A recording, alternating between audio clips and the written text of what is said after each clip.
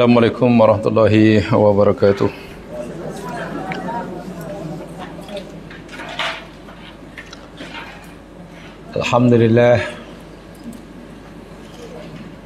Alhamdulillahilladzi nahmaduhu wa nasta'inuhu wa natubu ilaihi wa nastaghfiruh.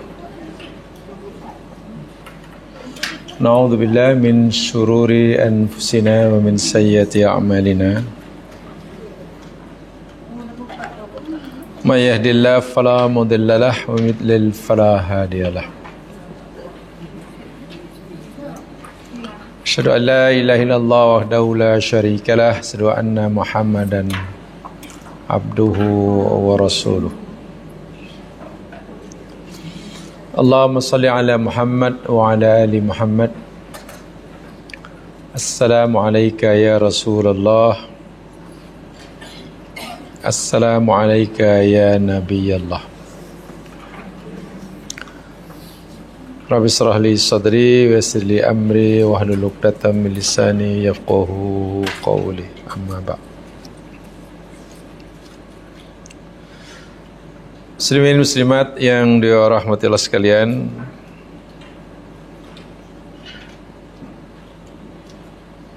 doakan mudah-mudahan sentiasa di bawah lindungan Allah Subhanahu wa taala. Amin. Kita akan teruskan siri kajian kita Suratul Furqan.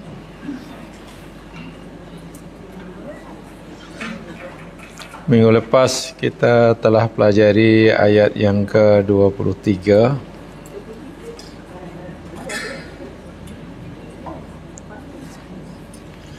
Ayat yang menceritakan tentang nasib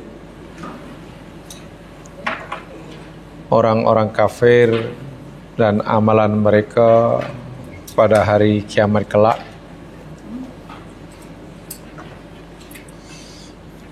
Sebanyak manapun amalan mereka, sebaik manapun amal mereka, ianya tidak memberikan apa-apa manfaat walaupun sedikit buat mereka.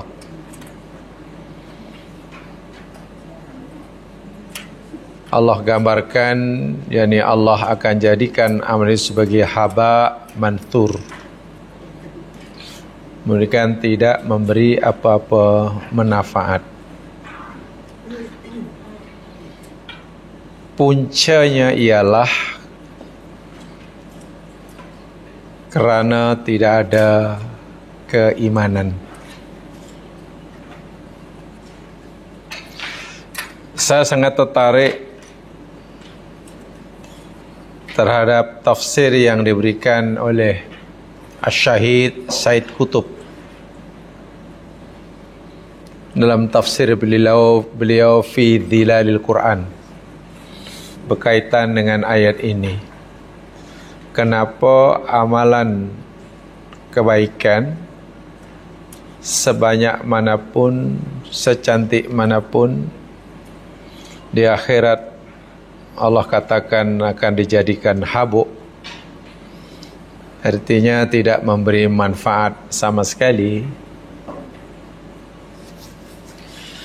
Kata Said Qutb, saya bacakan ucapan beliau yang asal dalam kitab tafsirnya fi Dhilalil Quran.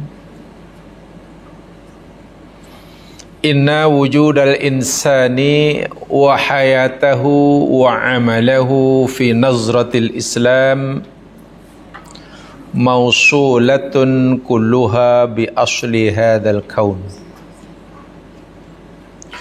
Sesungguhnya kewujudan manusia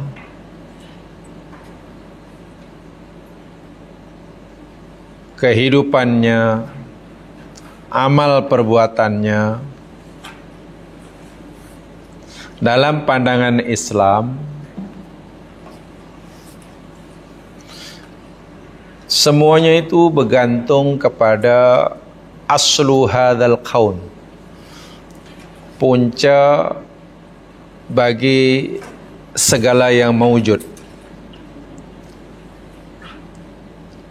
Aslu hadzal kaun itu istilah beliau, punca segala yang mawujud.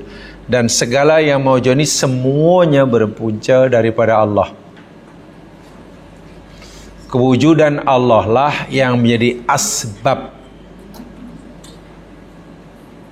bumi, langit dan isinya, amalan kita, gerak-gerik kita, siang malamnya, panas sejuknya, itu ada. Tanpa adanya Allah, bumi, langit, termasuk kita, perbuatan kita ini tak akan wujud. Jadi mausulah itu bersambung. Sebab itu jika sekiranya suatu benda yang mewujud, katakanlah air, tiba-tiba terputus dengan penciptanya, hancur air itu ya sekalian. Hancur. Alam harmoni seperti sekarang ini, selesa untuk kita tinggal, itu kerana berhubungan langsung dengan penciptanya. Maksudnya ia wujud kerana kehendaknya. Bahasa mudah, jika alam dan semesta ini sesaat pun Allah biarkan sesaat lah. Mana Allah, kalau dalam bahasa kita, bengkak lah. Bengkak ke bengkak? Kecewa lalu dibiur, biur lah. Kata orang bahasa kampungnya, lantak lah punya. Berkecai alam ni, sesaat saja. Tubuh badan kita tidak diperhatikan oleh Allah, sesaat saja hancur badan kita ini. Itu maksudnya mausulah, bersambung. Tak boleh tidak, kita bergerak ke tak bergerak ke, sel hidup ke sel mati ke, jantung boleh pam darah ke atau tidak, 100% itu berlaku kerana dia, sehingga bersambung. Tidak ada yang berlaku dengan sendirinya. Walladhi yasulu kulluhu billah, semuanya itu bersambung langsung, berhubung langsung dengan Allah, karena dia menjadi aslul kaun. Allah itu menjadi aslul kaun, punca segala yang mewujud. Tanpa dia tidak ada benda yang wujud. Bima fihil insan wa ma yasdu anhu min nasyat. Bukan itu saja, bahkan termasuk amalan yang diperbuat oleh kita manusia, itu pun berpunca daripada dia. Jamaah datang kemari itu kerana dikendaki oleh dia. Sampai tempat sini kita boleh duduk, mata kita masih boleh melihat, itu karena dia. Maha suci Allah, katalah Allah lupa sesaat saja bahawa Allah punya makhluk seperti kita duduk di tempat ini, lupa sesaat saja. Berkecai kita, sesaat saja lupa. Allah tak perhatikan kita sesaat saja, hancur kita. Nah, kata Said Qutb, bila itulah keadaan dia, bila itulah realiti dia, fa idzan fasalal insanu bihayatihi anil mihwarir raisi alladhi yartabitu wa yarbitul kaun, maka apabila manusia itu memutuskan amal perbuatannya dengan asal segalanya mewujud, yakni pada Allah Subhanahu wa taala, fa innahu yusbihu laqiya dha'ian la wazna lahu wa la qimata, maka ia akan dapati amalnya itu sia-sia, lenyap, dan tidak ada timbangan sedikit pun. Mana-mana amalan yang dilakukan oleh kita yang kita tak hubungkan dengan Allah, kosong. Macam mana amal yang tak dihubungkan, disambungkan dengan Allah? Riak contohnya. Apakah amal riak itu dikaitkan dengan Allah? Orang beramal dan riak, adakah amalnya disambungkan dengan Allah atau disambungkan siapanya? Orang riak. Dia itu orang beramal dikaitkan dengan Allah kah? Karena Allah kah atau karena selain Allah? Karena selain Allah kan. Bila karena selain Allah, mana putus hubungannya dengan Allah. Sebab itu amal sebanyak manapun, secantik manapun, bila riak, kosong. Percayalah. La qimah, tidak ada nilai sikit pun. Wala wazna, dan tidak ada timbangan sikit pun. Waliyadzubillah, ta'udzubillah. Itu amal yang dilakukan oleh orang mukmin. Kerana riak, kosong. Kena riak, amal riak maknanya amal yang terputus daripada Allah. Bagaimana pula jika amalan itu dilakukan oleh orang kafir yang jelas nyata amalnya bukan karena Allah. Kan orang kafir amalnya bukan karena Allah. Sedangkan orang yang ada iman pun jika beramal bukan karena Allah, sia-sia. Apatah lagi amalan yang dilakukan oleh orang yang tak ada iman. Itu kata Said Qutb ketika beliau menjelaskan macam mana amal sebanyak itu, secantik itu boleh jadi habuk, tak ada nilai sama sekali. Kata beliau, ya, karena semua yang maujud yang maujud, bahasa Melayu maujud ya? Maujud ke wujud? Wujud. Oh. Wujud ada, kalau maujud yang diadakan. Jamaah pilih yang mana? Benda wujud karena maujud. Kalau tak ada maujud, tak ada wujud. Jadi kalau ada maujud, mana ada yang wajid. Wajid mana yang mewujudkan. Tidak ada benda yang mewujud tanpa ada yang mewujudkan. Sebab itu antara yang ada dengan yang mengadakan sentiasa bersambung. Bila yang mengadakan ni leka saja sekejap, lupa je sejenak, habis. Sebab itulah amal demikian juga. Bila amal ini secantik manapun, sebanyak manapun, tapi terputus hubungannya dengan Dia yang Maha Kuasa, tak ada timbangan, tak ada nilai. Haba, kata Quran. Haba yang manthur. Haba yang manthur. So itu dalam Al-Quran, dalam hadis Nabi, ingatan Quran, ingatan hadis Nabi, banyak sekali tentang perkara ini. Contohnya, ya, terputusnya amalan, terputusnya ikatan amal manusia dengan Allah, satu di antara puncanya riya. Satu di antara puncanya lah, bukan satu-satunya ya. Puncanya banyak, tapi satu di antara terputusnya hubungan amal manusia dengan Allah yang akan memberikan balasan, yakni riya. Bila putus harapan atau putus hubungan dengan Allah, sedangkan balasan itu hanya Allah sahaja yang berhak memberikannya, ya apa yang tak diminta daripada Allah? Kalau dalam bahasa mudahnya nanti bila orang ni minta balasan pada Allah, Allah akan jawab, kau pernah beramal ke? Oh pernah, ya Allah pernah. Tapi tak ada pun dalam rekod aku amalan kamu. Tak ada pun. Banyak ya Allah, banyak. Tapi tak ada. Kamu beramal untuk siapa? Jadi orang riya ni ibaratnya bekerjalah, ibarat seorang pramuwisma. Tahu pramuwisma? Kalau di atas pramugara, pramugari. Di rumah, di dapur tu pramuwisma. Wisma kan rumah. Wisma putra. Oh tak tahu ya. Wisma itu rumah. Pramuwisma mana pembantu rumah. Ya supaya lebih terhormat lah.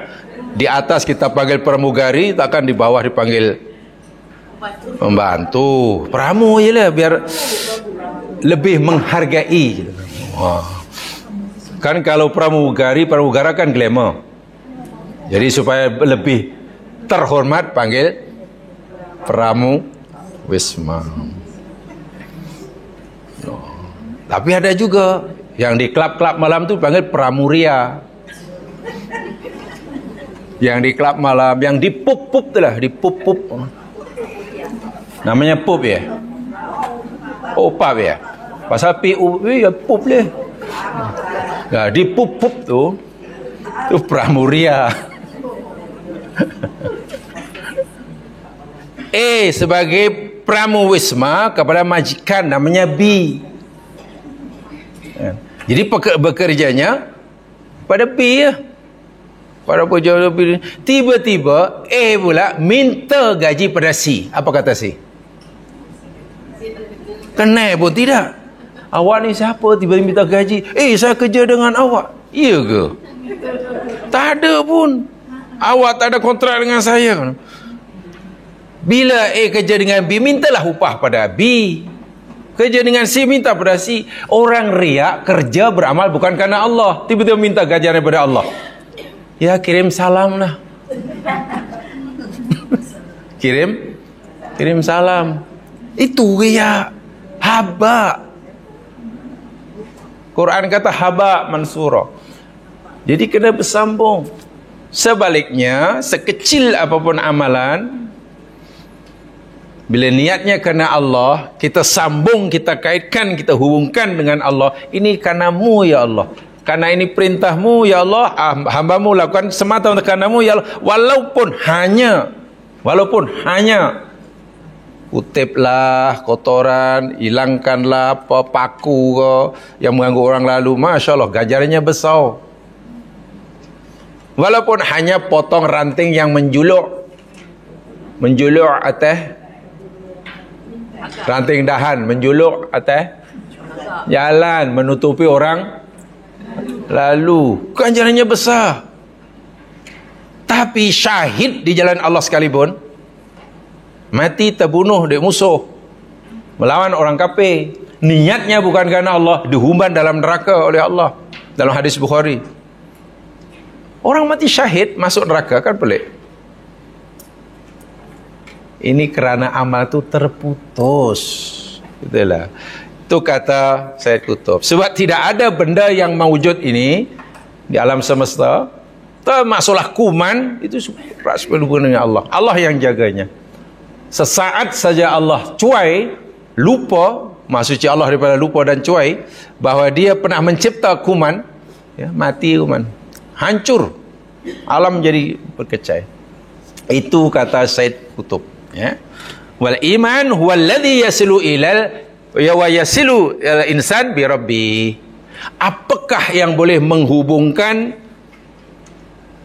menyambung amalan kita dengan Allah Subhanahu wa taala? Kata Sayyid Qutb, iman. Lebih tepatnya tauhid. Tauhid sajalah yang menjadi tali pengikat antara amal kita dengan Allah Subhanahu wa taala, agar amal itu ada nilai dia, ada timbangan dia. Walaupun amal itu nampaknya tak sebesar mana dalam pandangan manusia, tapi jika ada ikatan, kita ikat dengan iman, subhanallah, yaj'alu li amalihi qimatan wa waznan. Allah jadikan amalnya mempunyai timbangan yang sangat berat dan nilai yang sangat besar. Wa yaj'alu lahu makanahu fi hisabi hadzal kaun wa binaihi. Faham ya? Itu. Jadi saya tertarik dengan cara berfikir Sayyid Qutb dalam memahami ayat ini. Baik. Sekarang setelah selesai sudah kita bicara tentang nasib orang-orang kafir, khasnya di akhirat, bagaimana pula nasib lawan orang kafir, yakni orang mukmin. Jadi mula ayat 24 ini cerita nasib orang-orang yang beriman di akhirat. Orang kafir kita dah tahu nasibnya, Allah beritahu. A'udzu billahi minasy syaithanir rajim. Ashabul jannati yawma idzin khairum mustaqarran wa ahsanu maqila. Ashabul jannah, penghuni surga, tuan rumah surga. Ashab jamak daripada sahib kan. Kalau mufrad sahibun, Jamak plural ashab. Baik, kalau saya kata dalam bahasa Melayu, dia itu adalah sahibul bait. Ini mana apa? Apa makna sahibul bait? Tuan rumah. Oh, sahibul hajat adalah dia. Saya bagi pihak sahibul hajat. Sahibul hajat mana? Tuan yang ampunya hajat. Jadi kalau sahibul jannah, jamaknya ashabul jannah. Tuan rumah dia dah. Jadi surga itu ya ada tuan rumahnya. Ada pula ashabun nar. Jadi ashabun nar, tuan rumah neraka. Dia yang tengok je mas sekalian, bila sebut tuan rumah, maknanya dia pemilik. Pemilik, bukan penyewa. Kalau hanya sekadar penyewa, suatu saat pasti akan keluar kan? Kan hanya penyewa. Orang-orang ini menjadi pemilik surga, kekal lah. Saya itu dalam Al-Quran bila so ashabul jannah, ashabun nar, itu pasti menunjukkan mereka kekal di sana. Sebab bukan penyewa. Bukan penyewa. Dan lagi pula takkanlah asal buahnya nak menyewakan jannahnya pada orang lain dan dia keluar. Mana mau? Dia ashabun nar, dia pemilik neraka, takkan nak menyewakan nerakanya. Siapa mau? Penghuni-penghuni surga yauma'id pada hari itu, di akhirat nanti maksudnya, khairum mustaqarra. Khairun itu sebaik-baik, mustaqar itu isim makan ya mas sekalian. Isim makan maknanya kalimat yang menunjukkan tempat. Kalau sajadah, maknanya apa sajadah? Sajadah, sujud. Masjid maknanya tempat sujud. Kalau darosa belajar, madrasah tempat belajar, sekolah lah kan. Kalau tabaho masak, mabahun tempat masak maknanya. Nah sekarang istaqarra maknanya tempat tinggal, tempat menetap, tempat tinggal. Mustaqarrun istaqarra maknanya tinggal atau diam atau menetap. Mustaqarrun maknanya tempat tinggal, tempat menetap yang berkekalan. Saya ulangi, mustaqar itu isim tempat. Jadi tempat menetap, tempat tinggal yang berkekalan. Rumah kita boleh sebut mustaqarun tapi tak bermakna kekal lah. Sebab biasanya rumah masih okey, mau kita tinggal, kita aja yang tak mau. Biasanya rumah masih okey, masih kuat, tapi tuan rumahnya biasanya tak nak lah, pergilah. Mana dah tak mau duduk situ lah, dia nak pergi ke lebih tinggi lagi. Wa ahsanu, dan terbaik. Ahsan bukan lebih baik, sini terbaik. Namanya imtiyaziyah, karena tidak ada min. Kalau ahsanu min, mana baru lebih baik. Kalau ahsan aja terbaik, bentuknya yakni imtiyaziyah. Mungkin jamaah kata ini bentuk superlatifun. Bahasa Arab superlatifun. Terbaik makil, makil demikian juga. Makil isim sifat. Daripada qala. Baik, kalau sajadah sujud, masjid tempat sujud. Kalau qala tu maknanya tidur tengah hari. Qailulah, tahu qailulah yang Nabi sunahkan tu? Apa tidur tengah hari sekejap tu? Siesta. Siesta. Ya. Siesta lebih mendunia daripada itu. Tidur yang biasanya tengah hari tidur sekejap lah, bukan tidur lepas zuhur katalah tidur mungkin dalam setengah jam bangun. Itu dipanggil qailulah bahasa Arabnya, dan sunnah hukumnya, termasuk sunnah Nabi. Tapi jarang orang katakan itu sunnah Nabi. Jarang menyebut itu sunnah. Mari kita punya sunnah. Sebab tahu makan tangan kan itu sunnah, betul. Makan liatin itu sunnah, betul. Tapi termasuk sunnah bi, yakni qailulah bahasa Arabnya. Daripada qala ni lah. Qailulatun. Qailulatun. Tidur sekejap. Tapi kalau tidur lepas sembahyang zuhur, bangun sebelum maghrib, itu qaimuntah namanya. Bukan qaimuntah. Itu bahasa saya, jangan ikut-ikut. Nah, memang adalah tujuannya. Tujuannya kata Nabi, biar malam hari bolehlah lama sikit jaganya. Karena tidur sudah karena siang sudah tidur. Jadi malam tu biar lama lah qiyamnya gitu. Itu tujuannya, biar malam tu semangat. Jadi nanti masa tidurnya taklah berkurang karena dah lakukan di siang hari, jadi malam lebih banyak berjagalah. Qailulah. Nah, tempat atau masa qailulah itu sebut makil. Makil tu masa atau tempat, macam sajadah sujud, masjid tempat sujud. Contohlah. Jadi makil tempat qailulah atau masa qailulah. Qailulah tu yakni rehat ya Mas. Dia tidur tengah hari kan mana rehat? Rehat. Baik, al-makan alladhi yu'ila fi waqtil qailulah al-istirahah min ana'il harri. Ana'il harri. Baik, makna umum, secara umum.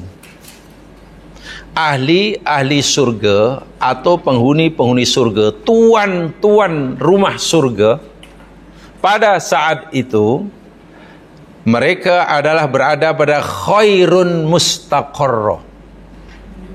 Ia akan berada di tempat menetap yang terbaik, tempat tinggal yang paling baik. Surga adalah tempat tinggal yang terbaik dan berkekalan. Tidak ada tempat yang tinggal, tempat diam yang lebih baik daripada surga. Satu. Yang keduanya, ahsanu makila, yakni masa rehat, tempat rehat yang terbaik. Apa maknanya? Begini jamaah sekalian, saya tertarik dalam ini. Pertama, tafsir yang disampaikan oleh Dr. Said Tontowi. Dr. Said Tontowi dalam tafsirnya Al-Wasit. Beliau ini adalah mantan Syekhul Azhar. Mantan Syekhul Azhar. Siapa yang pernah menjadi Syekhul Azhar biasanya akan mengarang kitab tafsir. Semua. Said Tontowi, Dr. Mahmud Saltut yang terkenal dahulu. Itu semua punya warisan tafsir. Syekhul Azhar yang mana Said Tontowi pun ada tafsir yang dikarang beliau, diberi nama tafsir Al-Wasit. Dalam tafsir beliau menyatakan begini, apa makna ahsanu makilah? Surga itu tempat qailulah, tempat siesta atau masa siesta yang paling baik. Apa maksudnya? Apa maksudnya? Adakah surga itu maknanya hanya untuk tidur sekejap, tak boleh tidur lama? Kan qailulah tu tidur sekejap tadi kan? Maknanya malam tak tidur, hanya boleh tidur siang saja. Kalau kita artikan harfiah kan begitu. Oh, di surga ini tidur, tapi tidurnya siang aja. Itu pun sekejap. Orang di surga ini lebih banyak jaga. Bukan begitu. Kata beliau begini, ini menarik kata Said Tontowi. Qadis tambata ba'dul ulama, sebagian ulama telah mengambil istimbat, mengambil kesimpulan daripada ayat ini, anna hisaba alil jannati yasir, bahwasanya hisab yang Allah hendak lakukan terhadap, yang Allah hendak jalankan terhadap ahli jannah itu yasir. Yasir maknanya mudah, ringan. Ingat, di akhirat setiap manusia akan dihisab amalnya, dihitung, dikira, diminta pertanggungjawaban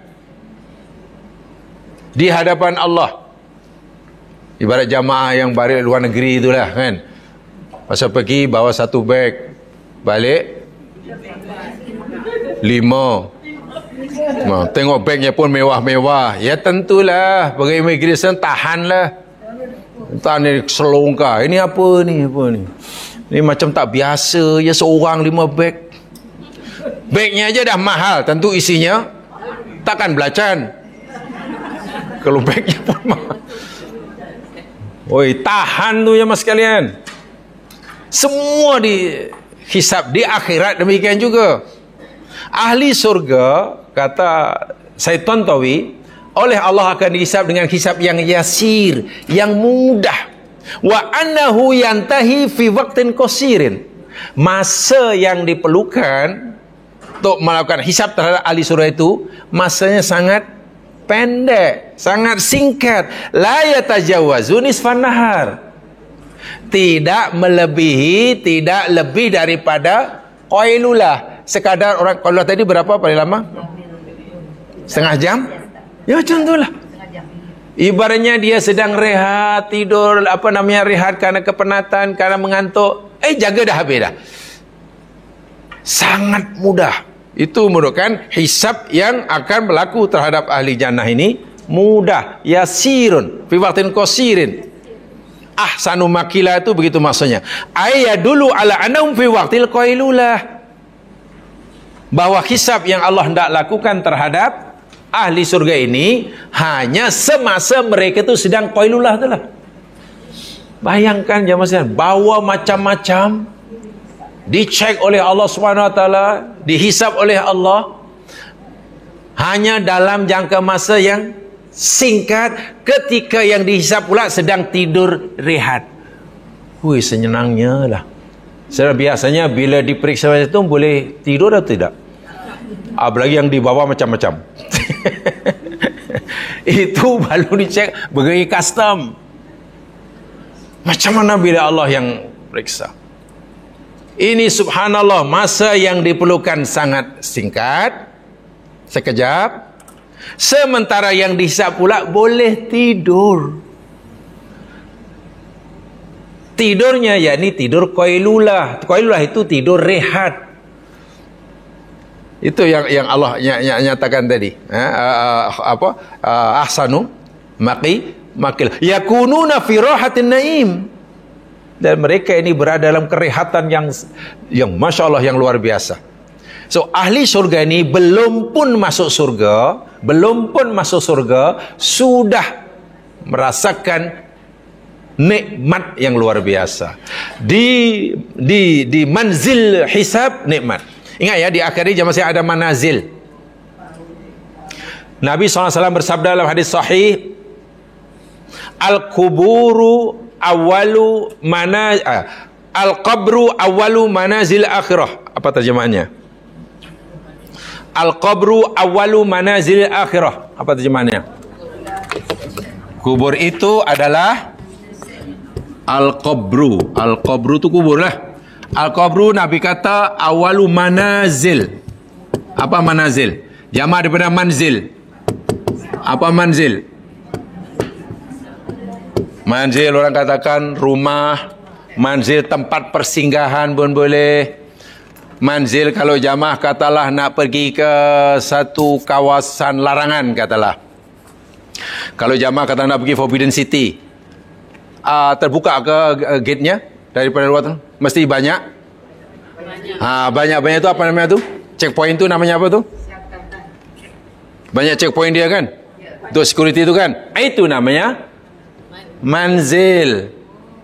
Di akhirat ni jamaah sekalian banyak manzil. Manzil pertama itu kubur. Manzil terakhir al-jannah. Tempat persinggahan. Jadi orang masuk alam kubur itu baru masuk stesen yang pertama. Di sana disoal. Bila lulus, senanglah manzil selepasnya. Bila dikubur tak lulus, Terlepas sebab Nabi bersabda, al-qabru awalu manazil akhirah. Kubur itu adalah stesen yang pertama daripada stesen-stesen yang ada di akhirat.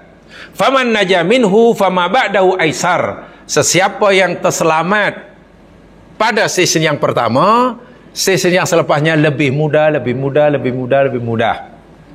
Faman lam yanju minhu, sesiapa yang tidak selamat melepasi stesen yang pertama, checkpoint pertama pun tak lopeh, alam kubur pun tak lopeh, maka stesen yang selepasnya menjadi lebih susah.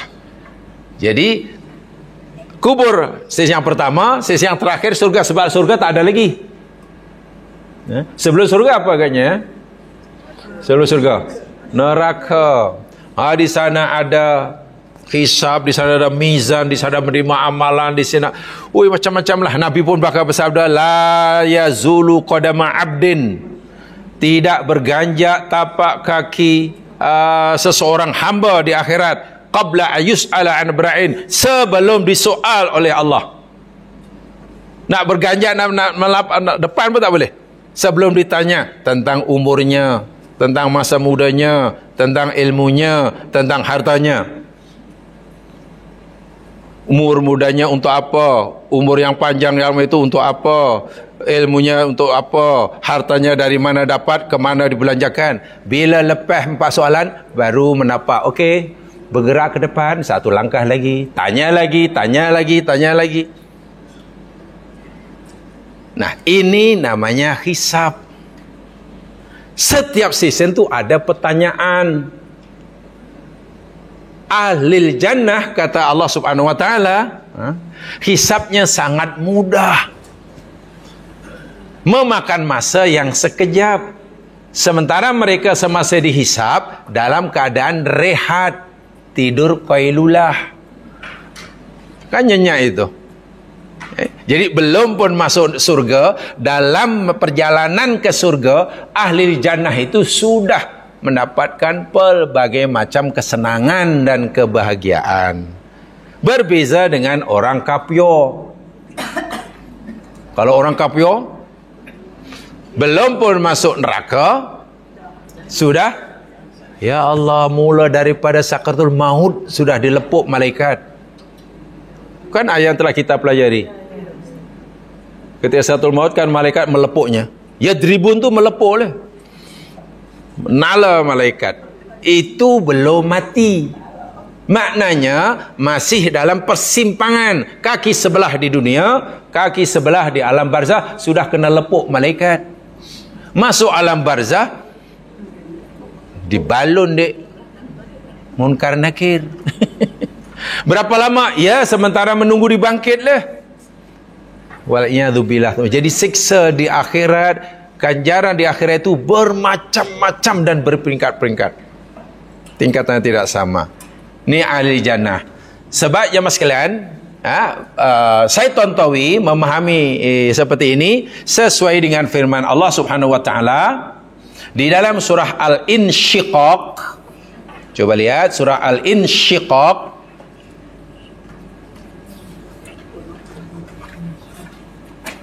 ayat yang ke-7. Al-Insyiqaq mulai ayat yang ke-7.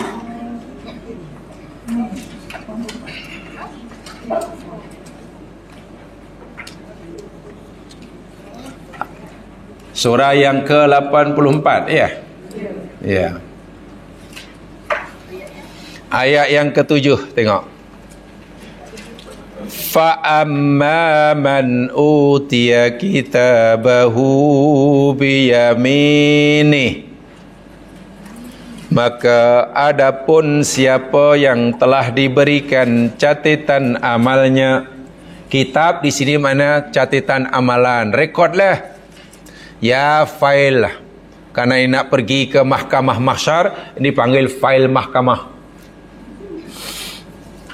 Tak tahu jumlahnya seberapa tebal ni. Mendapatkan rekod amalan biyaminih, dengan tangan kanannya. Yang sekalian, salah satu makna kalimah yamin di dalam Al-Quran, ashabul yamin ke yamin, yang terjemahannya golongan kanan, tangan kanan. Ada yang memahami secara harfiah, memang dengan tangan kanan. Ada yang memahami ini yakni kalimat majazi, merujuk kepada mereka orang-orang yang beruntung, berjaya. Contohnya ashabul yamin. Takkan kita kata golongan kanan. Oh, di akhirat ada kanan, ada kiri. Bila sebut golongan kanan, mana golongan orang yang bertuah, beruntung.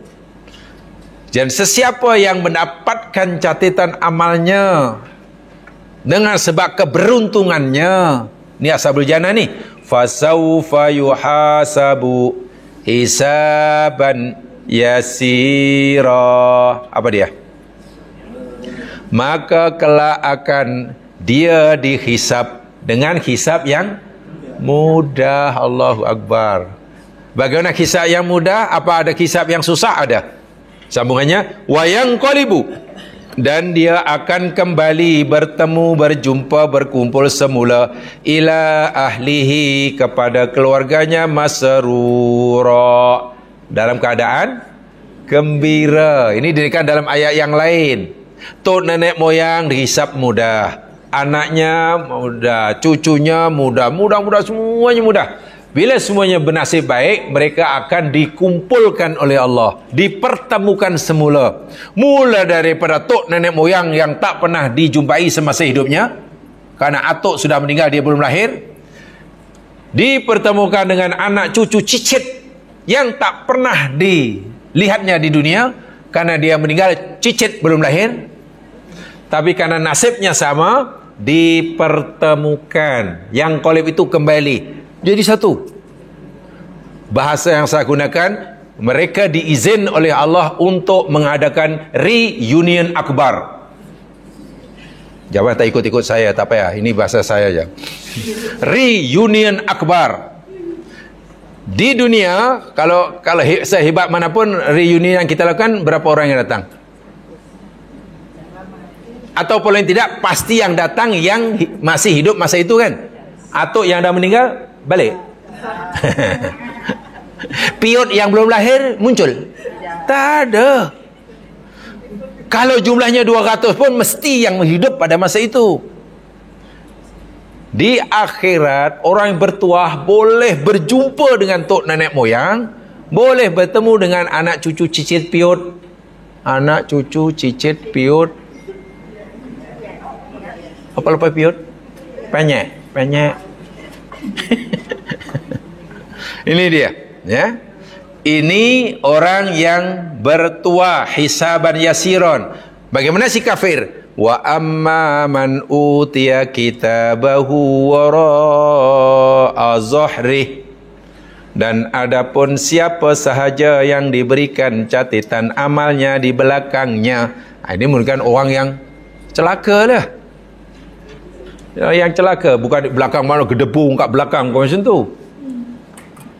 Fasawfa yad'u thubura. Pasti mereka akan menyeru, akan berteriak, akan memekik.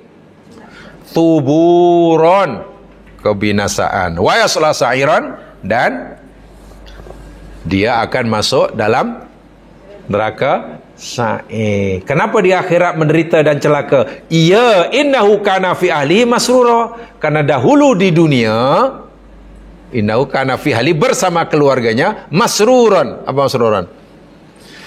Gembira. Di dunia dahulu gembira, melampiaskan hawa nafsunya bersama keluarganya. Di akhirat masuk neraka. Baik, kembali pada ayat yang kita pelajari. Orang-orang ahli surga oleh Allah akan dihisap dengan hisap yang mudah. Betapa mudahnya hisap yang Allah lakukan pada ahli surga dinyatakan oleh Allah dengan kalimah ahsanu maqila, yang difahami oleh Dr. Said Tontowi. Maksudnya hisap yang dilakukan oleh pada ahli surga ini dalam masa yang sangat singkat. Sementara mereka yang dihisap ini dalam keadaan rehat, tidur, qailulah. Itu kan gambaran yang Allahu Akbar.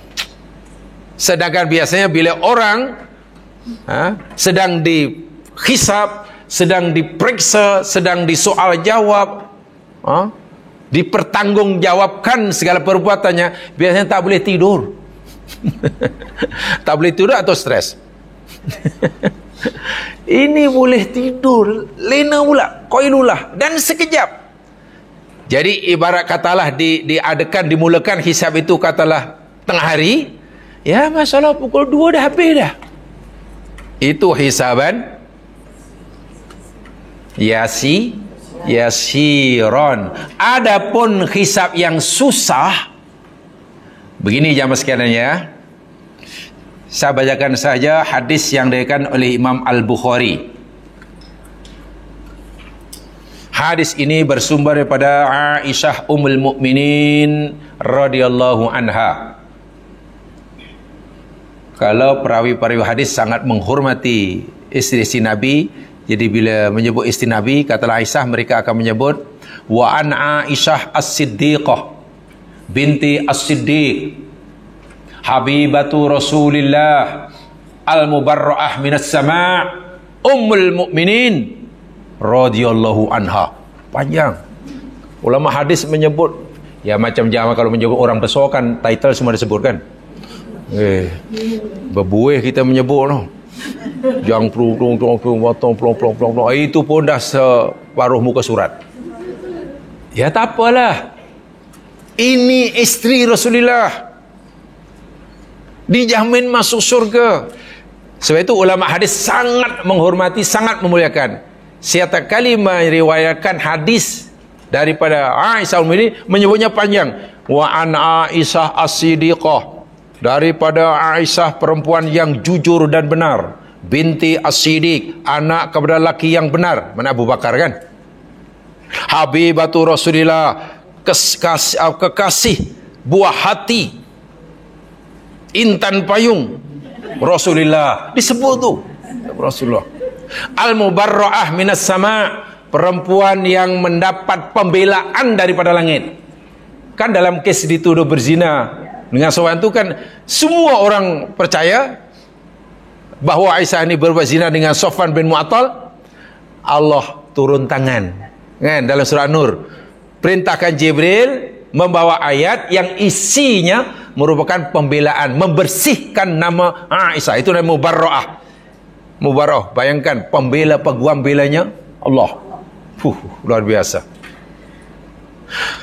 Ummul Mukminin, ibu sekalian, orang mukmin radhiyallahu anha. Itu kalau malah hadis begitu menyebutnya. Terkadang orang sekarang ni minta maaf, mungkin banyak macam kurang sopan lah. Dulu si Aisyah semasa jumpa Nabi, Aisyah mana dia ingat di Aisyah? Dulu Aisyah ni pernah jumpa Rasulullah mengucapkan kita. Aisyah mana ni? Takkan menyebut isteri Nabi macam tu. Ini yang saya kurang beretika. Walaupun memanglah tak ada. Kalau kita tanya fiqah, kalau kita tanya tentang hukum akam, memang tak salah lah. Tapi apakah agama kita ini, agama ini hanya bicara tentang boleh tak boleh, hanya bicara tentang halal haram, bicara tentang benar atau salah? Agama kan juga berkaitan dengan akhlak, budi pekerti. Jadi memang dari segi fiqah tak salah lah menyebut. Dulu Aisyah meriwayatkan, dulu Aisyah pernah cemburu pada Rasulullah. Dari segi hukum memang tak salah, tapi di mana adabnya? Sebut isteri Nabi hanya Aisyah. Ada orang lebih sopan sikit tapi nampaknya tidak syar'i. Aisyah tak mau dia sebut Siti Aisyah. Ini sopan tapi tak ikut syarat, sebab agama tak suruh tambah Siti pun. Sehingga isteri baginda Nabi semuanya ada Siti. Aduh. Tak tahulah kenapa kalau perempuan tambah Siti. Siti Aisyah, Siti Hajar, Siti Hawa. Siti itu maknanya nona aja mas kan. Nona kan nyonya yang belum kawin. Yalah, Miss ni nona atau nyonya? Nona ya.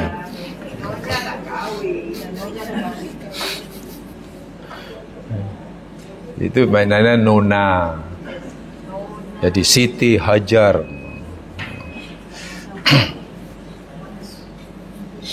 Siti Hawa. Isteri Nabi. Apa isteri Nabi Adam? Siti Hawa katanya. Bukan Hawa ya, pakai hak ya. Hawa. Nanti makna lari ya mas kalian. Nih nama isteri Nabi Adam dipercayai Hawa. Bukannya. Bukan macam tu. Hawa. Saya tak tahu apa makna Hawa sebab itu bahasa Ajam. Hawa bahasa Arab. Hawa tu hawa lah, kemauan lah. Hawa nafsu, hawa nafsu. Jadi Siti Nona Hawa mau. Coba terjemah macam mana? Mana Nona yang mau je. Hawa. Jangan Hawa.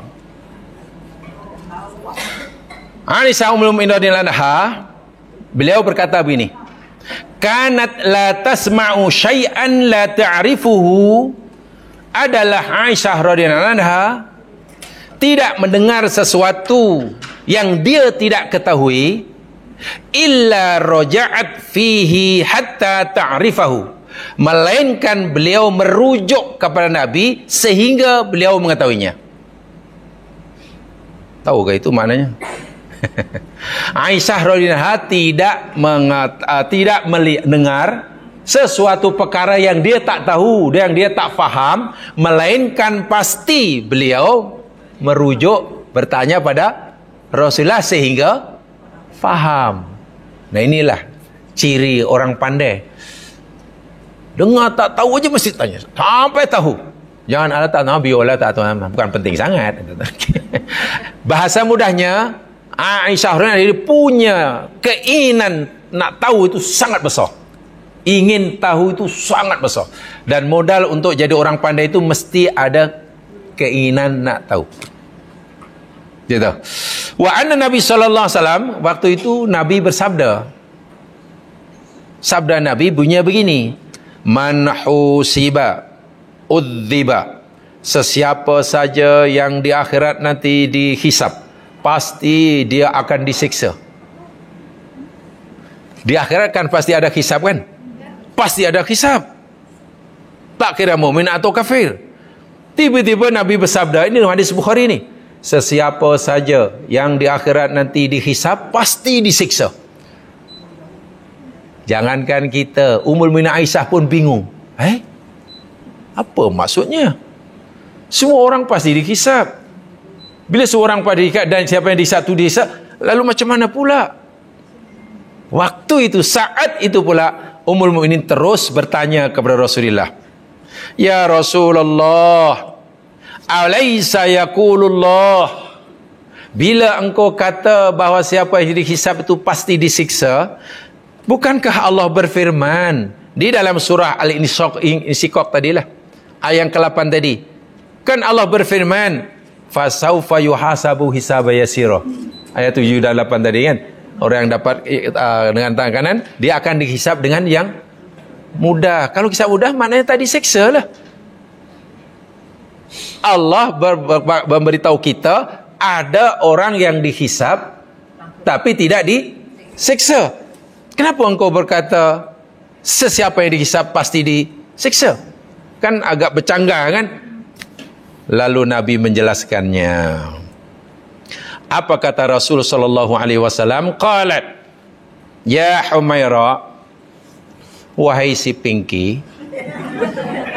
Humaira tu Pinky. Ahmar itu merah. Hamra, kalau perempuan hamra, kalau laki ahmar, maknanya merah. Humaira itu merah muda. Apa dia? Pinky dia. Jadi, dan itu sunnah. Sunnah itu suami panggil istrinya dengan gelaran-gelaran yang memanjakan atau gelaran-gelaran yang disukainya, itu sunnah itu. Itu sunnah. Itu panggil pun tengok Nabi. Sangat mesra kan, Nabi sudah berumur berbanding istrinya. Tapi panggilnya Pinky. Jangan masa muda-muda berkenal panggilnya Yanglah, Bila, Bula, Bela. Abang lah itu. Dah punya anak pula panggilnya. Mak engkau bagaimana? Dah jam sekian, bapa engkau tak balik, macam mana? Panggil dah bapa dengan mak engkau. Kasurnya. Dah lama-lama panggilnya bukan mak engkau. Mana orang tua ni tak balik lagi ni? Allahu Akbar wa ilham. Mana sunnah Nabi? Saya selalu mendengungkan jamaah sekalian, bila bicara sunnah Nabi ni jangan hanya terhad bab ibadah mahdoh semata. Itu terlalu kecil, terlalu sedikit. Gaduh di sana bab sunnah Nabi hanya berkaitan dengan ibadah ritual. Dikaitkan dengan solat, kaitkan dengan haji ikut sunnah, umrah ikut sunnah, wirid ikut sunnah. Mana dalam rumah tangga yang kan kita, baik jamaah sekalian, dalam sehari semalam ni kita lebih banyak solatnya atau lebih banyak bersama keluarga? Kan lebih banyak bersama keluarga kan dalam 24 jam. Jadi kalau orang menekankan sunnah adalah bab ritual, ya sikit je lah. Hatta seperti ini. Jadi seronoklah Aisyah bin Ummul Mukminin dipanggil Humairah itu. Ini panggilnya aduh. Mana orang tua katanya. Kasurnya lah. Tapi kadang salah. Salah kita pun ya, salah drama-drama TV pun ya. Drama-drama TV itu kadang mengajarnya tak apa-apa lah. Tak semua lah, tapi itu yang tak ngerti sunnah ya. Tolong tegakkan sunnah. Dan dapat pahala. Ya, dapat pahala tu. Habis bagaimana? Takkan kita nak panggil macam dulu juga, sedangkan hati sudah berubah katanya. Ya mas sekalian, kalau saya tidak salah, saya pernah menyampaikan dahulu ketika kita masih menghadap kiblatnya ke sana. Ketika kelasnya kiblatnya sebelah sana dulu kan. Kan kelas ini sudah berapa kali kiblat nih? Bukan kiblatain aja. Ini bukan kelas kiblatain aja. Sudah kelas multi kiblat. Saya pernah bizakan pelajari dahulu. Dalam Al-Quran ini ada kalimat yang maknanya sama dalam bahasa Melayu. Dalam bahasa maknanya sama, tapi kalimatnya berbeza. Ada kadang kalimat hasanatun. Apa terjemahan Melayunya? Hasanah. Kebaikan kan? Khairun. Kebaikan juga. Ma'rufun. Kebaikan juga. Ihsan. Kebaikan juga. Jadi macam mana nak bezakan? Nah, kalau kembali fahami kalimat itu, insyaAllah nanti apa yang saya sampaikan tadi boleh difahami. Macam mana kita nak tetap panggil yang elok, hati dah tahu katanya. Dah tahu. Quran kan kata ada kalimat namanya ma'ruf. Ma'ruf itu mana jamaah sekalian, buat baik kepada seseorang walaupun hati tidak menyukainya. Itu ma'ruf. Anak mungkin seringkali rasa ya tak seronok lah dengan perangai orang tuanya. Mungkin kecewa juga sebagai anak. Tapi jangan hanya kerana si anak ini rasa kecewa dengan perbuatan orang tuanya, lalu anak tidak lagi mau berbuat baik pada orang tuanya. Sebesar manapun kekecewaan hati si anak, anak tetap wajib berbuat baik pada orang tua. Nah, kebaikan yang dilakukan oleh anak yang hatinya kecewa dengan siapa orang tua, itu namanya ma'ruf. Dalam suami isteri demikian juga. Dalam pasutri macam juga. Tahu pasutri? Pasangan suami isteri mah. Allahu Akbar. Itu pasutri. Okeylah, saya masdarkanlah. Dalam suasana persuami istrian, itu masdar. Mungkin sudah rasa bertukar kan, berubah kan? Tapi adakah hanya kerana rasa hati sudah berubah, tidak sebagaimana mula-mula kahwin, kemudian menjadi alasan untuk tidak mau berbuat baik, untuk tidak mau menyenangkan? Itu kesalahan besar. Kesalahan besar. Umar pernah ditanya oleh sahabat. Umar pernah diadukan oleh sahabat, Umar, aku ingin menceraikan istriku. Kata Umar tanya, kenapa aku menceraikan? Ya, hati aku dah tak suka lah Umar.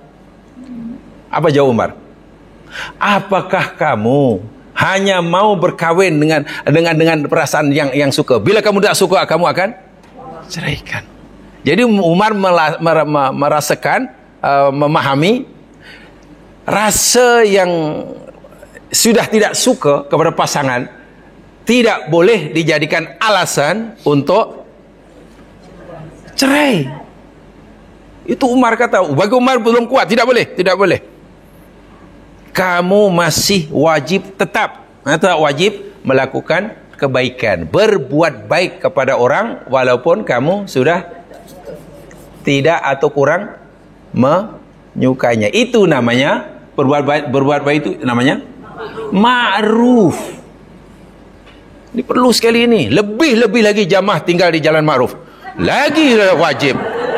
Saya tidak tinggal di jalan ma'ruf. Tapi tak boleh juga sebab saya tinggal di Darul Ihsan, Selangor. Wah, lagilah tak boleh.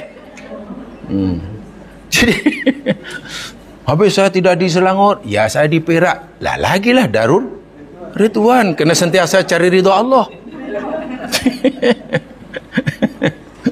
Masya Allah. Jadi Allah, agama ni cantik ya Masilan. Inilah sunnah yang marilah kita hidupkan dalam berkeluarga. Nabi panggil Islam. Nabi umurnya sudah bezanya jauh, beza umur Rasulullah dengan Aisyah kan sangat. Tapi ya Allah, dan Aisyah pula sangat manja. Ketika ada anak Arab Badui sedang bermain bernari-nari di Masjid Nabi, di Laman lah, karena hari itu hari raya. Aisyah Ummul Mukminin ingin melihat, menyaksikan, kan pertunjukan percuma itu. Jadi menyorok di belakang Nabi sambil meletakkan mukanya di bahu Nabi. Subhanallah. Setelah agak lama, bagian Nabi bertanya, "Wahai Humairah, adakah kamu sudah puas?" "Sudah ya Rasulullah." "Kalau sudah, balik." Mesra sungguh tu ya sekalian. Itu namanya ma'ruf. Itu panggilnya ya Humairah. Jangan nanti ada suami nak amalkan sunnah ni, lalu istrinya pula belum belajar sunnah pun, ya pula mengadu, panggil Pinky pula, menghina ya katanya. Ya kena dimulakan dari awal-awal ya, dari awal. Ya, saya baca hadis-hadis ini seronok, menyeronokkan. Saya fikirlah dalam peringkat seperti ini, hadis-hadis ini kena di-highlightkan, kena dilebihkan. Sebab saya tak kata salah orang bicara tentang sunnah kepada ini dalam bab ritual, tidak salah dan itu sepatutnya. Tapi sampai bila kita hanya bicara itu saja? Apa kita fikir sunnah Nabi itu hanya bab ibadah ritual semata? Nabi ini kan hidup daripada pagi hingga petang, daripada A kepada Z, dan semua itu dipanggil sunnah. Itulah maksud saya. Jadi bila macam tu nanti terlalu banyak yang sunnah ini kita lebihkan, kadang berlebihan hingga bergaduh, yang ini pula diabaikan, kan jadi macam mana istilahnya? Ya, jadi kurang tepat lah. Jadi kurang tepat. Apa kata Rasulullah SAW? Ya Humairah, wahai istriku yang merah muda. Innama dzalikal ardu. Yang dimaksudkan oleh Allah dalam firman-Nya dalam surah Al-Insyiqaq, ayat yang ke-7 tadi, yakni yuhasabu hisaban yasira. Orang ahli surga itu hisab dengan hisab mudah, tu maksudnya al-ardu. Hisab yang Allah lakukan terhadap ahli surga itu hanya al-ardu. Hisaban yasiron kan tadi. Hisabun yasirun. Apa terjemahan Melayu tadi? Hisab yang mudah kan? Maknanya ahli surga dihisab atau tidak? Dihisab juga. Tapi kenapa Nabi bersabda, siapa yang dihisab nanti pasti disiksa? Kan nampak macam bercanggah kan? Sebab itu Aisyah ini bertanya, macam mana pula ya Rasul? Kan Allah berfirman ahli surga pun akan hisab juga dengan walaupun dengan hisab yang mudah. Lalu Nabi memberitahu, wahai Humairah, yang dimaksudkan firman Allah hisabun yasir itu maknanya al-ardu. Ardu itu maknanya mempamerkan, mengemukakan, menunjukkan. Ingat ya, ma'rad itu maknanya pameran. Exhibition itu dalam bahasanya ma'rad. Jadi macam keteh itu, ratusan amalan yang banyak. Orang nak masuk surga, dia, ni amalan kamu. Ya, ya Allah. Ya sudah, masuk. Tak ditanya kenapa buat, ini bila, tak ada. Jadi hisab untuk ahli surga hanya al-ardu. Ardu hanya diperlihatkan, dipamerkan, dan yang sewaktu dengannya. Itu saja, dan dia mengakui, benar ya Allah, itu kami yang buat. Sudah. Balik daripada melancong, bawa 7 beg besar-besar. Pegawai immigration custom boleh tanya, cik, ini cik punya ke? Oh ya, cik, ya tuan. Oh ya, tak apa. Wih, seronoknya, wah isinya macam-macam. Ini beg satu kecil pun suruh buka. Menggigil tu. Tolong buka tu. Buka sini. Ini apa ni? Ini apa? Itu maksud hisaban yasira. Jadi bukan dihisab, ditanya satu, tidak. Hanya diperlihatkan, ditunjukkan, dipaparkan sekejap, melihat, mengakui, sudah. Masya Allah. Wa'iyadzubillah. Walakin, Nabi kata, tetapi, manuqisal hisaba yahlik. Tetapi siapa yang nuqisah. Nuqisah di mana berlaku munaqasah. Munaqasah itu soal jawab. Munaqasah itu perdebatan. Ada pertanyaan mesti dijawab, ada pertanyaan mesti dijawab. Itu namanya munaqasah. Saya yakin setiap kalian semua mesti menghadapi munaqasah.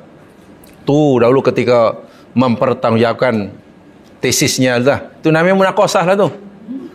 Di depan profesor-profesor itu ada, itu namanya munaqasah. Konon itu anggap oleh setiap pelajar biasanya saat yang paling menegangkan lah anggapnya.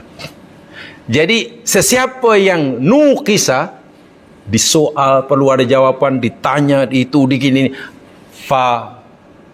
yahlik, pasti dia akan binasa. So tanda orang masuk neraka di akhirat ni, masa hisab pun macam-macam. Ditanya itu, ini macam mana, dipotong yang satu, itu neraka lah tu. Sementara ciri ahli surga masuk di checkpoint hisab hanya di apa tadi? Al-arad tadi, dan jadi gitu lah, dipamerkan sekejap. Ni kamu ni ya. Sudah. Itu maksud hisaban yasira. Sebab itu Nabi suruh kita memohon kepada Allah, berdoa, tolong jangan ditinggalkan. Rabbi hasibni hisaban yasira. Itu hendaklah rajin dibaca. Rabbi, wahai Tuhanku, hasibni, hisablah diri ini. Hisablah diri ini ya Allah. Hisaban, dengan hisab, yasiron, yang mudah. Hisab yang mudah mana tidak perlu ada munaqasah. Munaqasah itu soal jawab, tak perlu. Hanya al-ardu. Nah, gitu aja. Sebab itu masa yang diperlukan, kata Said Tontowi dalam memahami ahsanu makila, sekejap, sangat-sangat sebentar. Itu pun yang sedang dihisab qailulah. Masya Allah. Ini gambaran nikmat akhirat yang subhanallah berbeza dengan orang sikap orang kafir, ya, wa'iyadzubillah tumadzubillah. Baik, itu ya. Itu. Baik, kemudian bila mula peristiwa ini? Peristiwa ini bila akan bermula? Besokkah? Bulan depankah? Tahun depan? Atau mungkin tahun 2042? Allah jawab ayat 25. Itu jawapannya. Peristiwa ini jamaah sekalian, dia akan bermula, masa bermulanya, wa yauma tashaqqaqus samaa'u bil ghamam wa nuzzilal malaikatu tanzila. Wa yauma, dan pada hari, pada saat dan ketika, tashaqqaq, pecah, berkecai, as-sama'u, langit, pecah berkecainya pula bil ghamam, dengan Ghamam. Sama ba itu ba namanya ba apa sababiyah atau ba ma'iyah. Dengan sebab atau karena membawa, mengeluarkan ghamam. Awan, nanti saya jelaskan. Sebab ayat ini ayat kauniyah ya Mas Yan ya. Jadi tidak mudah untuk difahami tanpa mengetahui sedikit banyak tentang ilmu kauniyah. Saat itu karena langit sudah pecah semuanya, wa nuzzila, dan telah diturunkan al malaikatu, para malaikat, tanzila, dengan sebenar-benar turun. Ayat ini memberi maklumat kepada kita bahawa hisab yang berlaku alam akhir kan, kita seperti berlaku di akhirat kan. Jadi hari akhir itu rupa-rupanya bermula, ada tanda-tandanya, ada alamatnya. Alamatnya yakni apabila langit sudah terpecah, terbelah, dan mengeluarkan al-ghamam. Ghamam itu terjemahan biasa awan. Tapi janganlah difahami awan yang kita nampak ini. Itu terlalu sederhana. Ini cerita langit, cerita tentang alam semesta. Ya mas sekalian, pertama saya ingin sampaikan yakni tentang kalimat untuk menambahkan pengetahuan kita. Kalimat tasyaqqaq. Tolong dilihat di dalam Al-Quran surah Al-Insyiqaq. Tadi ya sudah tutup kah? Belum. Itulah surah Insyiqaq dulu. Ayat pertama surah Insyiqaq, ayat pertama macam mana?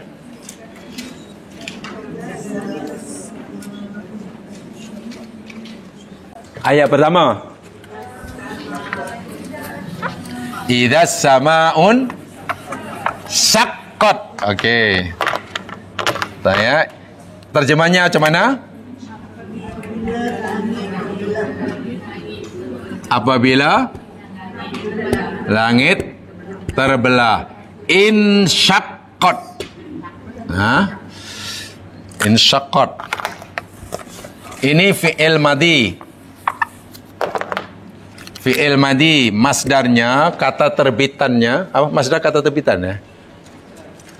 Yalah, masdar kata terbitan, verbal noun, kata orang Bangsar. Insyiqaq. Ini masdarnya, insyiqaq. Okey. Coba sekarang lihat dua surah sebelumnya. Bukan surah sebelumnya, dua surah sebelumnya. Surah Al-Infitar. Apa ayat pertama?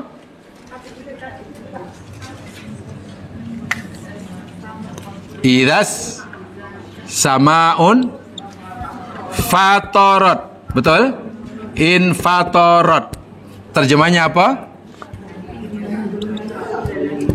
Terjemahnya apa? Apabila langit terbelah. Yang tadi? Terbelah.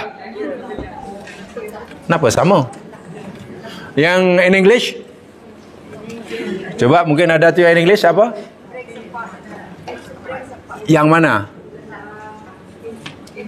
Infatarat. Idza sama infatarat. Yang infatarat. Idza sama unfatarat. Terjemahnya apa infatarat? In English? Break apart. Yang insyaqqat?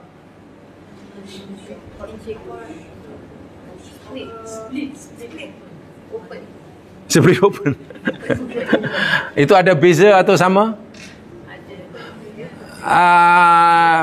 Ini bahasa Telugu kalau ada.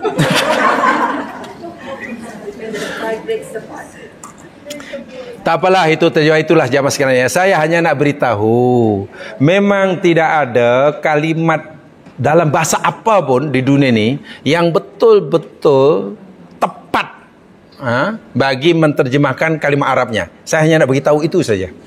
Bukan karena bahasa Melayu itu salah, tidak. Karena kita tidak mempunyai kalimat yang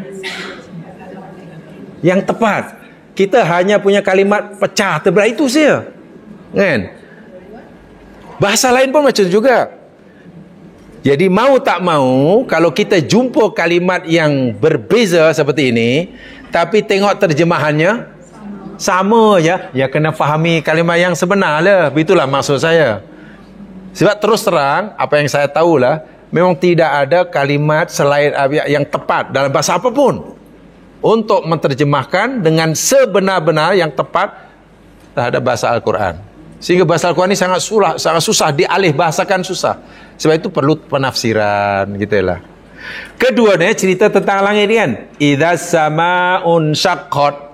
Cerita langit juga. Idza sama'un fatarat. Sama juga. Nah, perbezaannya sangat banyak, tapi satu di antaranya saya sampaikan satu saja yang mudah untuk difahami.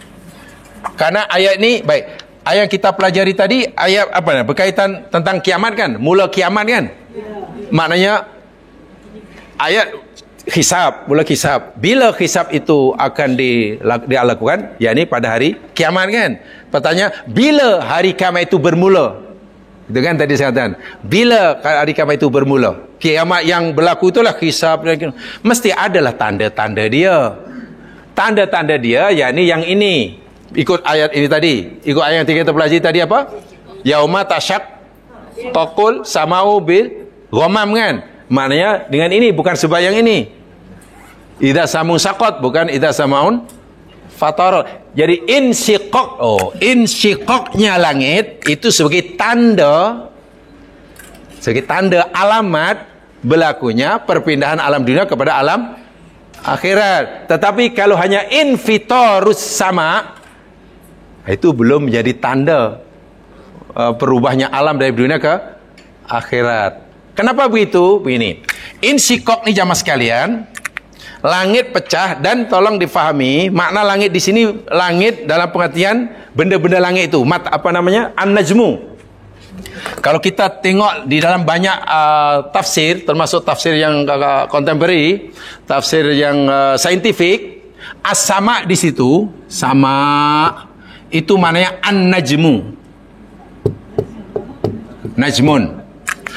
Kalimah sama di situ maknanya an-najmu. Najmun maknanya apa tuh? Bintang. Atau lebih tepatnya yakni ialah bintang lah bahasa kita. Benda langit yang ada sinar sendiri, itu apa namanya? Contoh macam matahari. Kan? Jupiter tak masuk. Jupiter, Saturnus, Uranus, Neptunus, bumi tak masuk, Marikh tak masuk. Sebab tak ada cahaya sendiri. Benda langit yang mengeluarkan cahaya sendiri, itu dipanggil najmun. Kita panggil samsun. Itu apa namanya? Masuk sama dalam ayat ini. Jadi rupa-rupanya matahari atau bintang ini mengalami dua keadaan ketika ia meledak, meletup, meletus, berkecai. Yang pertama yaitu dengan kalimah insyiqaq. Insyiqaq ini meletusnya matahari atau bintang, hancur, berkecai dan tidak akan muncul semula. Hancurlah maknanya. Ya, insyiqaq itu maknanya, saqqa itu maknanya pecah, terurai hingga bagian yang paling kecil yang tak mungkin disatukan semula. Itu makna insyiqaq. Contoh dalam rumah tangga, dalam kes rumah tangga, Allah sebut yakni wa in khiftu shiqaqa bainahuma. Apabila kamu takut, khawatir bahawa suami istri itu akan shiqaq. Shiqaq maknanya pecah kan, dah tak mungkin disatukan semula. Sehingga orang Arab bagi tahu rumah tangga yang sudah shiqaq itu ibaratnya suami istri tidak akan tenang selagi mereka masih duduk di planet yang sama, katanya. Ya. Baru mereka akan tenang hatinya bila seorang duduk di bumi, satu duduk di Jupiter. Nak tunjuk dia punya apa? Perpecahan itu terlalu kalau masih duduk di negeri yang sama masih gaduh lah. Kalau di benua yang sama masih gaduh. Bahkan kalau duduk di planet yang sama pun masih gaduh. Apalagi sekarang ada WhatsApp. Lagi masih gaduh.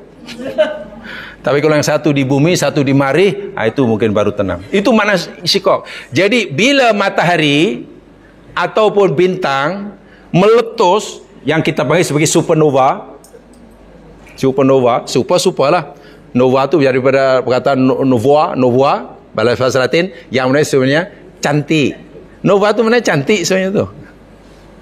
Sekarang itu anak namanya Nova.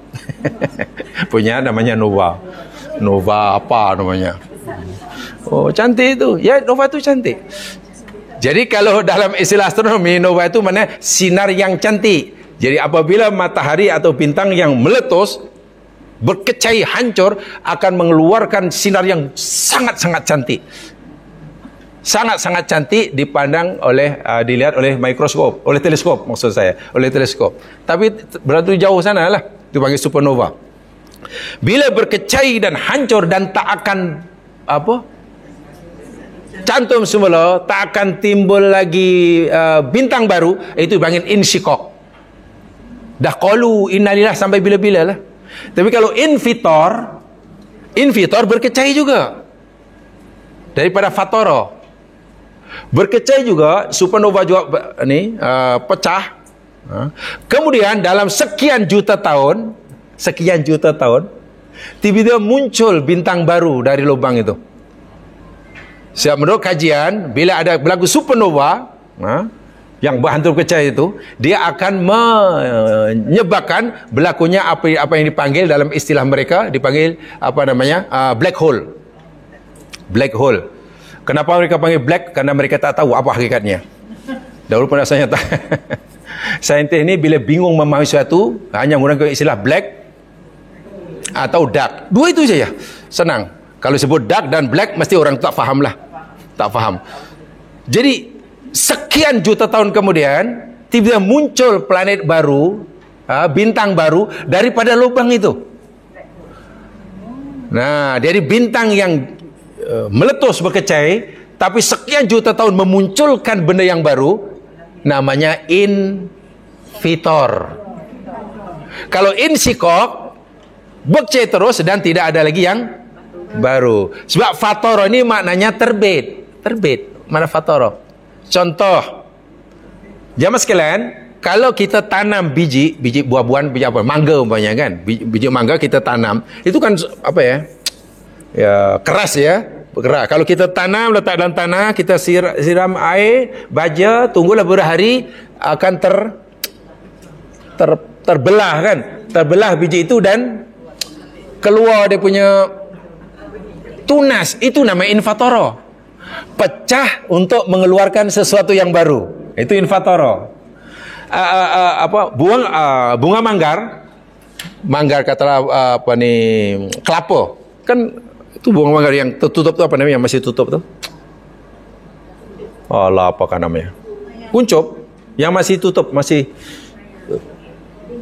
kuncup ya. Bila lama-lama kan terkembang, terbuka. Bila terbuka dan keluar dia punya. Jadi sesuatu yang terbelah, terbuka, yang kemudian mengeluarkan sesuatu daripadanya, itu namanya infitor. Tapi kalau insyikok, terbuka, hancur dan tidak akan pulih semula. Faham ya bezanya? Sebab itulah di alam semesta ada planet ataupun ada matahari yang mati karena tiba masa ajal dah tiba, dan ada matahari atau bintang yang lahir. Dan kelahiran bintang yang baru ini, yakni akibat kematian bintang lama yang mati sekian juta, bukan 1 hari 2 hari ya, berjuta tahun ya mas sekalian. Berjuta tahun baru muncul. Tapi kalau insyaqat, 1 insyaqat, 2 insyaqat, lama-lama habislah. Sekarang kita boleh bayangkan, jika semua planet yang ada di alam semesta, semua matahari, semua galaksi jatuh hancur dan tidak ada penggantinya. Itulah tanda awal kiamat. Dunia akan dihancurkan dan akan pindah ke alam akhirat. Sebab itu bahasa ini sangat tepat. Ini tak boleh tukar ni. Kita tak boleh kata, walaupun maknanya sama, tak boleh orang tukar wa yauman fataratis sama'u bil ghamam. Tak boleh, salah. Begitulah cermatnya kalimat Al-Quran. kalimat Al-Quran. Sangat-sangat cermat. Jadi kalau infatora itu masih membawa manfaat. Kita letakkan biji buah-buahan yang keras, ya jagung ke padi, kan kita tanam di situ. Jagung tu keras tu, solid tu. Tapi bila dah ada tanah yang lembab, ada air, terpecah tu jagung tu. Bila terbelah lalu keluar biji tunas dia keluar, jadi itu namanya infatora. Bukan insyaqa. Minta maaf kalau insyaqa katalah orang diletupkan dengan bom. Orang diletupkan dengan bom, dengan C4 berkecai. Itu infatora, insyaqa lah. Tak mungkin lah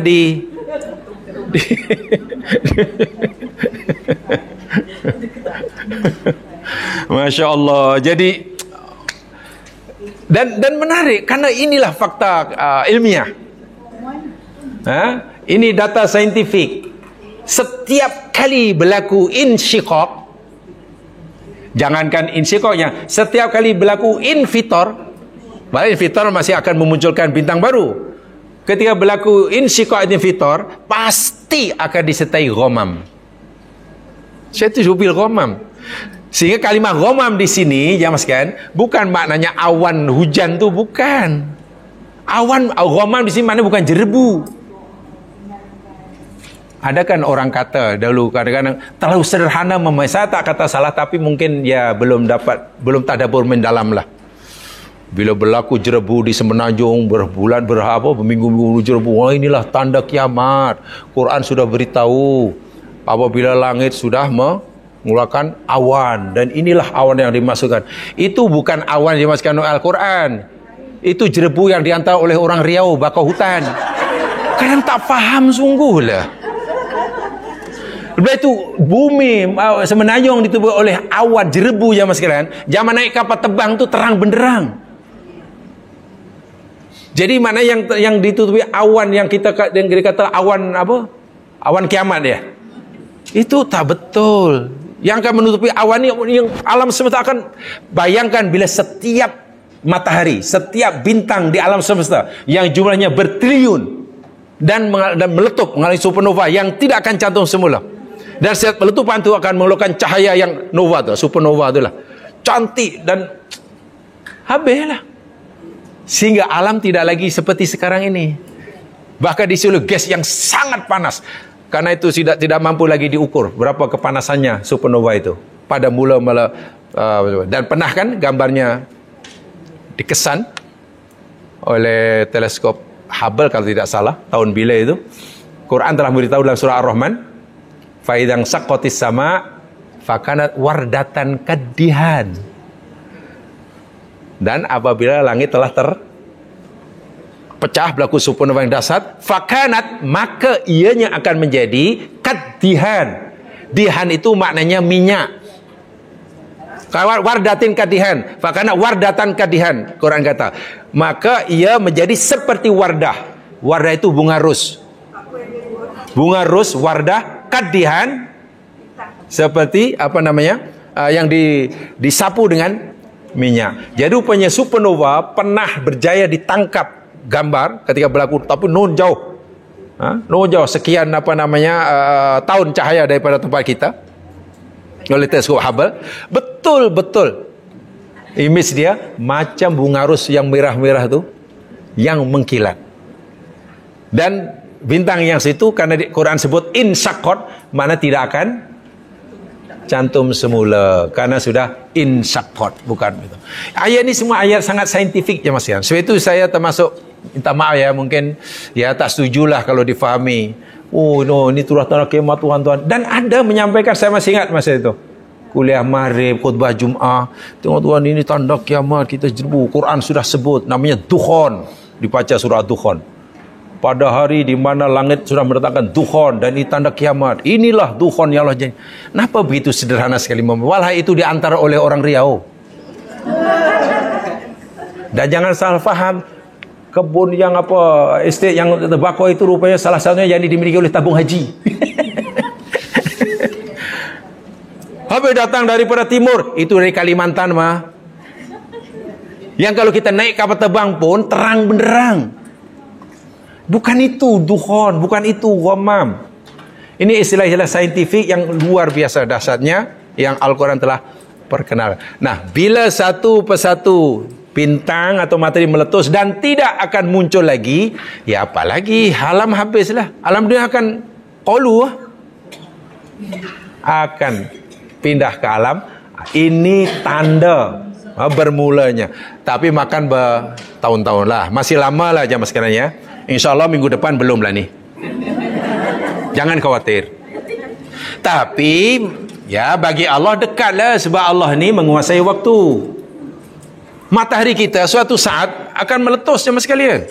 Bukan kekal macam itu panas sentiasa, tak ada. Dah itu sunatullahnya.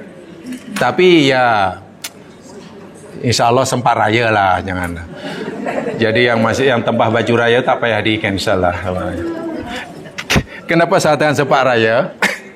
Saya masih ingat kata Dr. Mazlan Ahmad. Mas Ahmad kan Mas Ahmad? Mazlan Ahmad. Yang pengarah Planetarium Negara tu. Tasim Mazlan Ahmad kan? Kemudian mengatakan bahawa menurut kajian saintifik, matahari kita suatu hari akan meletus. Tapi dijangkakan 5 bilion tahun lagi. Jadi 5 bilion tahun lagi matahari kita akan meletus. Maknanya raya depan tu insyaAllah masih raya. Sempat raya lah. Yang pasti ada ajalnya. Itu makna insaqat. Dan tak akan lagi ada matahari baru muncul, tak ada. Kalau telah meletup kemudian sekian juta tahun ada bintang baru, itu namanya infitor. Idza samaun fatarat tu. So di situ maknanya, coba cari satu kalimat yang maknanya seperti itu. Tidak jumpa dalam bahasa apapun. Itu maksudnya ya. Baik, untuk sementara itu saja. Ini ayat kauniyah, tapi dikaitkan dengan ayat gaib. Ini yang menariknya Al-Quran tu. Allah suruh kita memahami alam gaib, meyakini alam yang gaib dengan memahami ayat-ayat yang ada depan mata kita. Sehingga erat sekali hubungan antara alam syahadah, alam nyata, dengan alam gaib. Boleh dibezakan, tapi tidak boleh dipisahkan kerana ada hubungan. Begitu alam syahadah ni hancur, alam gaib akan bermula. Begitulah. Jadi tak boleh dipisahkan kedua ilmu ini. Wallahu a'lam. Mudah-mudahan diberkati. Subhanakallahumma bihamdika asyhadu an la ilaha illa anta astaghfiruka wa atubu ilaik. Wal 'ashr innal insana fi khusr. Ladina amanu was solihat tawasaw bil haqq wa tawasaw bis sabr. Assalamualaikum warahmatullahi wabarakatuh.